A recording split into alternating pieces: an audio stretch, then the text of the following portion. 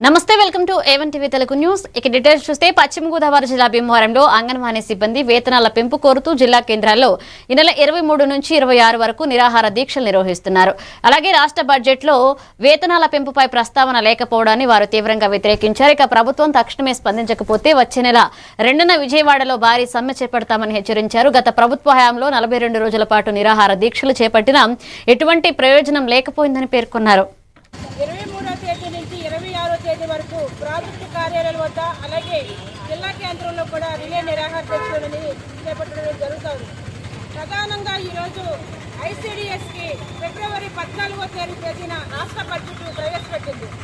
ఆ రాష్ట్ర బడ్జెట్లో అంగన్వాడీకి ఎక్కడా కూడా వేతనాలు పెంచుతున్నట్టు ఎక్కడ కూడా లేదు. కానీ ఆ రాష్ట్ర ప్రభుత్వం అంగన్వాడీ విషయంలో చాలా అన్యాయం జరిగిందనేసి ఈ సందర్భంగా మేము అడుగుతా ఉన్నాం. గత ప్రభుత్వ హయాంలో 42 రోజులు సమ్మె చేశాం.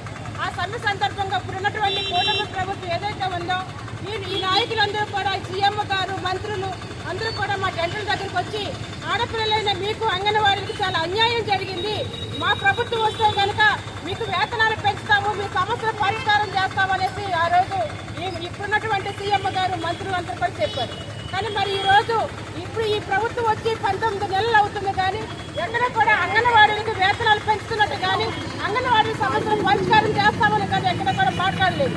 మరి సమాజంలో చాలా కీలకమైనటువంటి పాత్ర పోషిస్తున్నటువంటి అంగన్వాడీలకు ఈ ప్రభుత్వం అన్యాయం చేస్తుందనేసి ఈ సందర్భంగా ప్రభుత్వాన్ని అడుగుతా ఉన్నాం. మేము ఏం పాపం చేస్తామని ఈరోజు అంగన్వాడీల గురించి ఇంత మాట కూడా జీతాలు పెంచుతున్న విషయం మాట్లాడలేదని మీ సందర్భంగా అడుగుతున్నాం.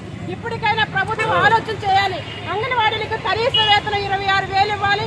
అంగన్వాడీలకు సంక్షేమ పథకాలు అమలు చేయాలి.